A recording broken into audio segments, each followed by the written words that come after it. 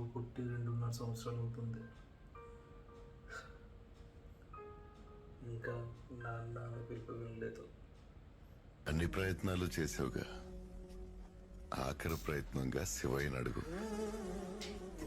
మనసారా అడిగితే కాదనుడులే. రుద్ర, నీ పేరే నా కొడుకు పెట్టాను స్వామి. నీకు మాత్రమే నా భయాన్ని చెప్పగలను.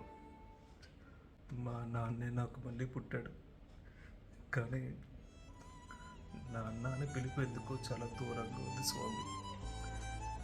నేను నాన్న అని పిలిచేలోపు ఆయన వెళ్ళిపోయారు.